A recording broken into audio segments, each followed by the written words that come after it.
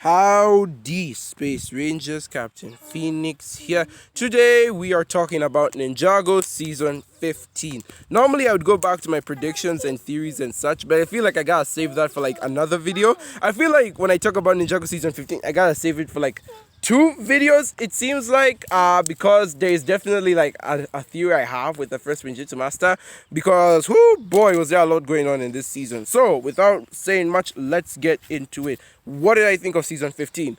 It's good. I would say that it's good, way better than season 14, and I think it could even come close to challenging season 13. So Ninjago season 15 follows the story after season 14, a few weeks after, I think, where the ninja are just chilling, but Nia's powers are going crazy, so they have to bring in Kai and Nia's parents, Rei and Maya, hallelujah, to help Nia with her powers. So Maya, being the former master of water, has to help Nia go through her powers. They get up into the city of Merlopia, they find the king dies, the prince now takes the mantle of the king. He hates humans, so he wants to drown all humans, and so he wants to use Wajira to drown them. So now Wajira apparently is the master of like both water and wind, or at least she has the amulets which help her do that. And so now the ninja have to stop what's his name, Kalma from waking up Wajira. He does, however, succeed, and now they have to fight Wajira. So that's kind of the whole season as a whole. Oh, and Nia freaking turns into the ocean by the end. What the hell was that? So now I gotta talk about this in a way that kind of simplifies it for me.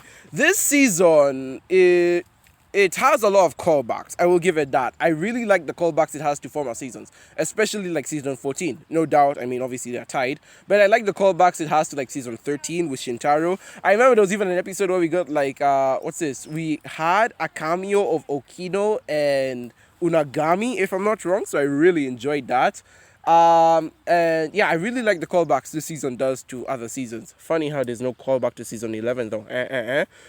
This season also reminds me a lot of season 1. What with like the hidden tribe of creatures, and they're trying to resurrect this big creature that you know, destroy Ninjago. I mean, they're basically the same story. Season 1 had the snakes try to resurrect the Great Devourer. This season has the Merlopians try to resurrect Wajira. It's again the very same story, very by numbers. Hell, the main villain even gets eaten by the monster. In season 1, Pytho got eaten by the Great Devourer. This season, Kalma gets eaten by Wajira. Now, there are a few issues I have with this, and this is mainly due to the fact that I feel like Ninjago is starting to get stale.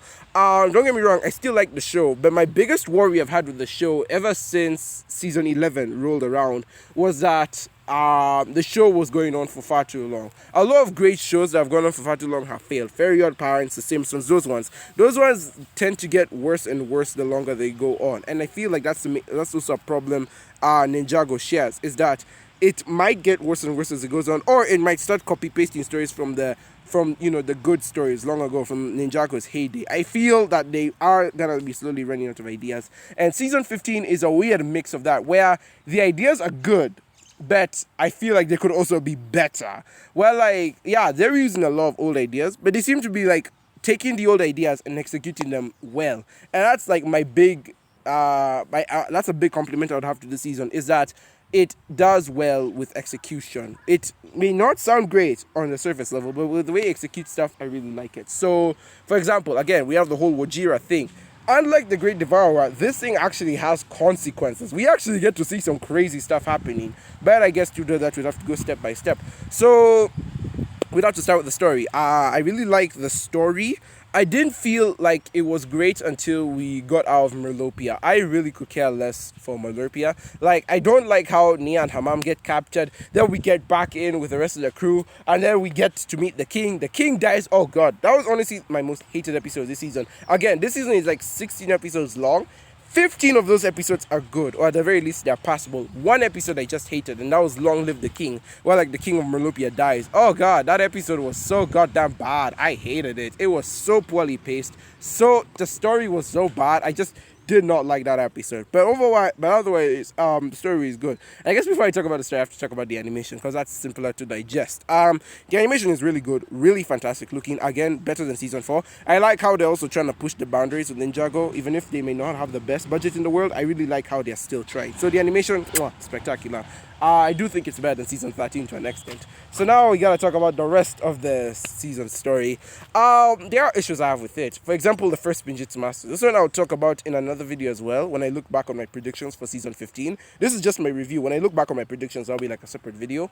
But like, I'm looking back on the first Spinjitzu Master and I'm like, it doesn't make sense. Because originally, when the story of the first Spinjitzu Master was told, it was like, he came into Ninjago. He created Ninjago from scratch. Ninjago wasn't a realm that already existed. It was empty space. So the first Ninjitsu Master created the realm itself, and then he created Ninjago within that realm, creating all the people and such a thing. But this story says that the first Ninjitsu Master came into Ninjago, meaning it was a realm that already existed, and it already had two races of people. It had the Shintarians and it had the Merlopians, meaning that when the first Ninjitsu Master defeats Wojira and creates his own land, it's sort of like he's an invader, sort of like it's kind of like it's taken away from the original story, if you get what I'm saying. I don't know, it just seems a bit off to me. I don't know if I like the story they gave the first Ninjitsu Master.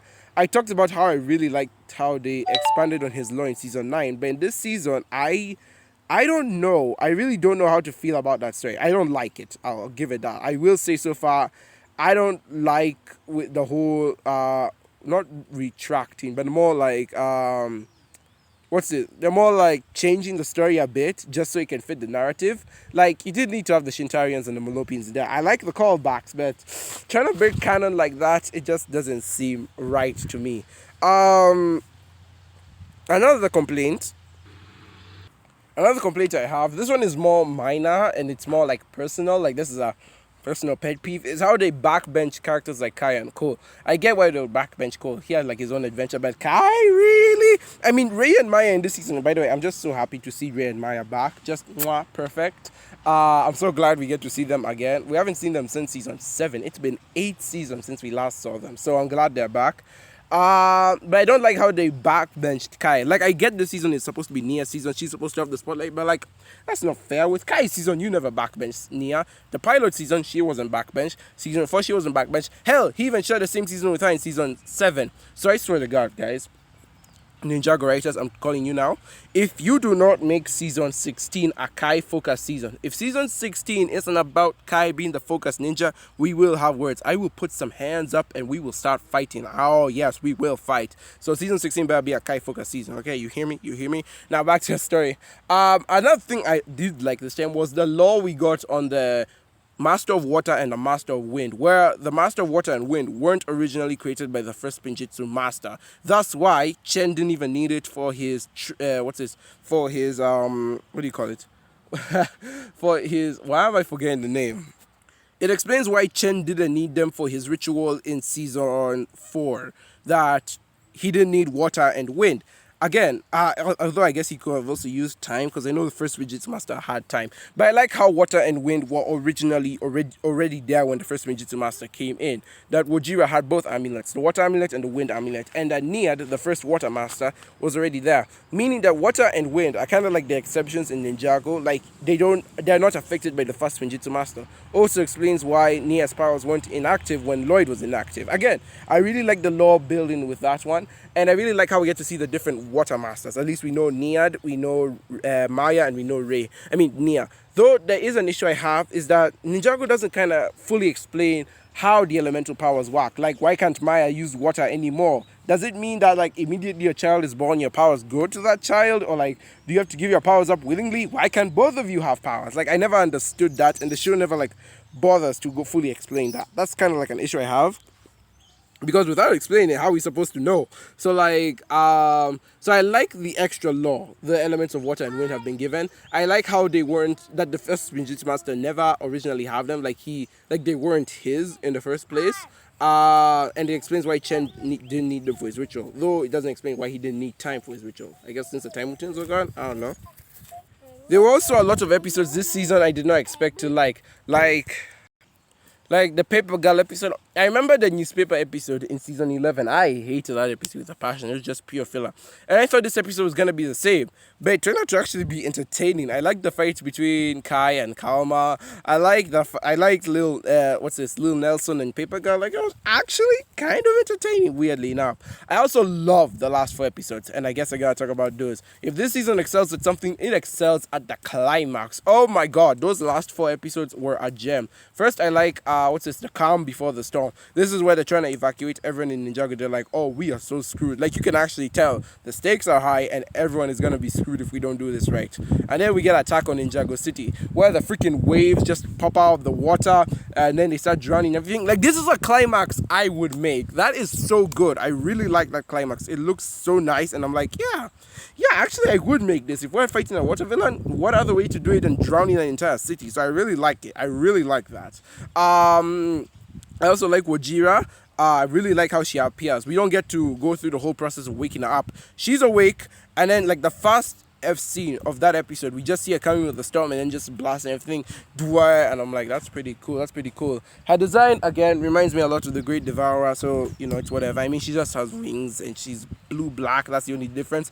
But I really liked these last 4 episodes. I like how the ninja have to save the people. First and foremost, save the people. Everyone's drowning and like they have to get into action. And then we have the last 3 episodes where they have to fight Kalma and his gang, and then freaking Nia turns into the ocean. I was expecting Nia to unlock her Spinjitzu burst in this season. This is where like the end of the season really broke me as a person. I wouldn't say it broke canon. I can't say that because, like, again, the show makes its own rules.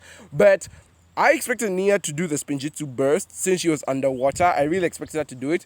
But the show didn't go there. It actually went in a completely different direction. So instead of Nia unlocking her Spinjitzu burst, she unlocked her Nia water form. Like, Nia literally became the ocean. Spoiler alert, by the way. And it was such a cool finale. I really liked that finale where she becomes the ocean and she's like, let's do this. And she even freaking turns into a water dragon. Finally, after years, we finally get a Nia Dragon. Have you realized the Nia Dragon is the only set that was never sold? Well, I mean, was the Fire Dragon? So I don't think the Fire Dragon was sold. The Fire Dragon, the Water Dragon, and yeah, I think those were the only ones that weren't sold. So I like the fact that Nia finally has a dragon, and those will be sold soon. So I really like Nia's water form. I like how she really would give anything up to save Jay, which is also another thing I like about this season. I like Nia and Jay's relationship. I like how Jay would electrocute himself to save Nia. Also, I like how this season kind of points out that Jay can survive self-electrocution. In the past seasons, I've seen Jay get electrocuted over and over again. Hell, in season 14, he was electrocuted, and I'm like, it doesn't make sense.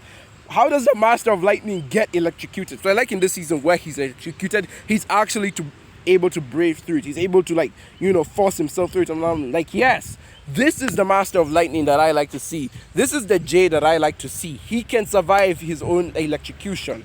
And then obviously he's about to drown. And then I remember the writer said that something bad was going to happen to Jay and Nia this year, and that we should be worried. And Jay had water in his lungs, so he was going to die. So I like how Nia decides to go into her water form. She pulls the water out of Jay.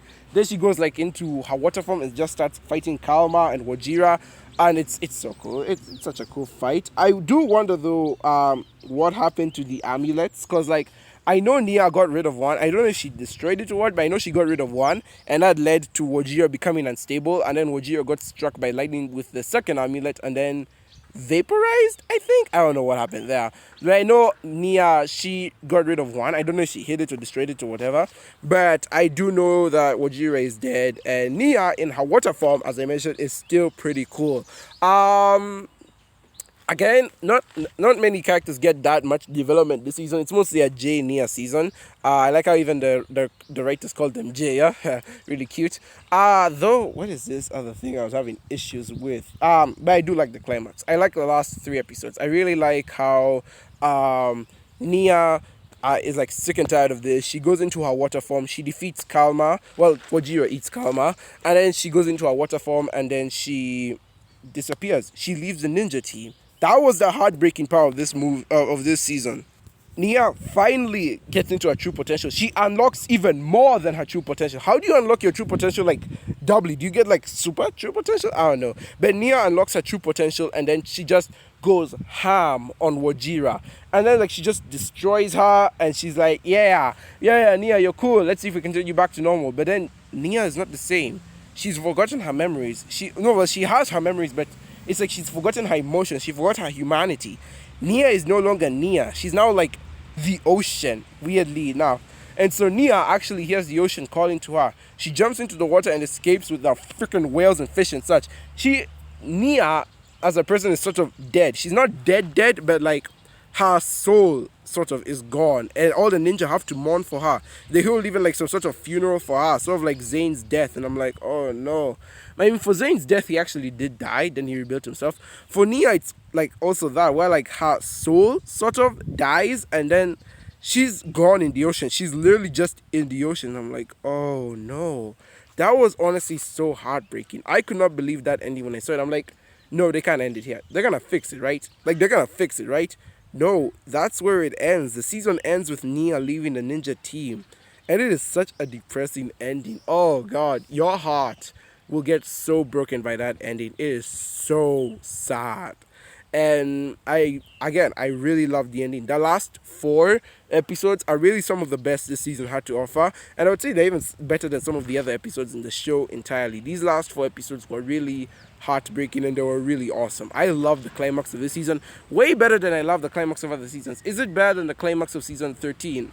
I wouldn't say so, but I do love it in its respect. It's very close to season 13. And that's what I think this season is. It's a weird mixture of season 1 and season 13. That's what season 15 is to me. Season 1 and season 15. It's got that weird season 13 vibe going on. It has that weird vibe going on with it, where it's like a nice mix of 1 and 15. But damn, that ending is a sucker punch. That ending just breaks you. I am excited for season 16 because what are they going to do? Where are they going to go next with Kai and Nia? I don't know. That season 15 ending, wow. And then now I have to talk about a few things that bugged me though, is with the marketing of this season. This isn't an attack on the season itself. This is more like with the marketing, is that this season doesn't seem to have an official name. The fans call it SeaBound, but like I don't know what its official name from Ninjago is called. I know season 14 was called The Island. And so I never knew what season 15 is called. I know people call it SeaBound. And I'm wondering, is it called SeaBound? Is that the official name? So for now, I'm going to call it season 15. But if it's called SeaBound, then okay. I don't know. I don't know about SeaBound. And then on top of that, do you know this season came out without the sets being released fast? Usually when a Ninjago season comes out, the sets come out before the season. But this season just came out without the sets. Not to mention it came out 3 weeks after season 14 ended. So I'm wondering, did Lego plan to make season 14 and 15? Did they plan for both seasons to be one complete season? 20 episodes in total? Or did they plan for them to be separate, only separated by like 3 weeks? I was so confused by the marketing. The marketing for this season is really bad. There wasn't even a trailer. When this season came out, there wasn't even a trailer for it. No trailer, no sets, no official name. It just came out. And that really, I want to say, bugged me. I don't like the marketing for these new seasons Ninjago is doing. Like when it comes to these like new seasons, post season 10, I don't like the marketing that's being done for them. It doesn't put the seasons in a good light, and it just kind of feels crummy when you watch it, because they're like, you know, no one told me about this. The only time I feel like they marketed the seasons properly post season 10 would be season 13 and 14. That's about it.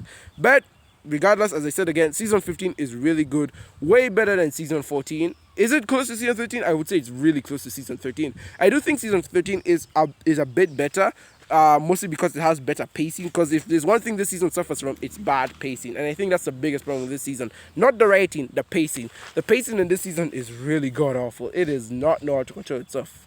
But yeah, so while I'd say season 13 had a few more episodes I had issues with, season 15 has mostly good episodes, but not great pacing. Season 13, better pacing. With the climax, I would say season 13 had a better climax, mostly because I like those final moments with Cole and the Spijitsu burst. No. I kind of take it back. Season 15 has the better climax. Yeah, I'm thinking about it. Ninjago is like rising up with water. Nia's turning into a water dragon. They're fighting Kalma and Wajiro. Yeah, no, season 15 has the better climax. So so I will say that season 15 has a better climax than season 13. But is it better than season 13 as a whole? That will depend. I will have to do like some match between them. Like I know season 13 has the better pacing. Season 15 has the better episodes. Season 15 has better animation. It has a better climax. Oh boy, he's gonna give season 13 a run for its money, isn't it? And it has a better ending, I would say. So yeah, again, I don't know what else to say about this except please solve this Venstone arc, Ninjago. I have been rambling on for the past few minutes. Not the best review I've ever made. But long story short, what do I think of season 15? My final thoughts is that this season does not have good pacing. It also wasn't marketed well. I do not think the season was marketed well. However, I do think it makes up for that with great animation, great storytelling, well, at least the execution of the storytelling, and an amazing climax with a heartbreaking ending. So in short, I think I will give season 15 an 8 out of 10. Maybe my biasness will die down in the future, but I think for now, an 8 out of 10 is what I'll give this season. It's good enough for what it is, and I really like how the season ended. Paying a tribute to Kirby Morrow. Rest in peace, Kirby Morrow. You saved Ninjago for a lot of us. That was our childhood. Thank you. And I know they also said rest in peace to someone else, but I don't know. But I like how the season was paid in dedication to Kirby Morrow, and I also like so it will be sad not to have him for the next few seasons. Because for those who don't know, Kirby Morrow is the guy who voices Cole. So it will be sad for us not to have a guy to voice Cole for the next few seasons. Or if we do, it'll be weird. Either way, I'll miss Kirby voicing Cole. He was the voice, I think, for a lot of our childhoods. And yeah, again, I'm excited for season 16. Excited for where it will go. Make Kai the main character. And yeah, that's my season 15 review. So thank you guys so very much for watching. I have been Captain Phoenix. Be sure to like if you liked, subscribe if you haven't already, join the click that bell to be part of the click that bell to join the notification team. Again, a huge percentage of my subscribers aren't watching my videos, so if you could click the subscribe button and watch it, that would be great. YouTube has a glitch that kind of unsubscribes you, so I'd appreciate it if you did that. And always comment on my videos. They're always family friendly, but they're always over 30. With that being said, guys, thank you so very much for watching. I've been Captain Phoenix, and with that, I'll see you in another universe.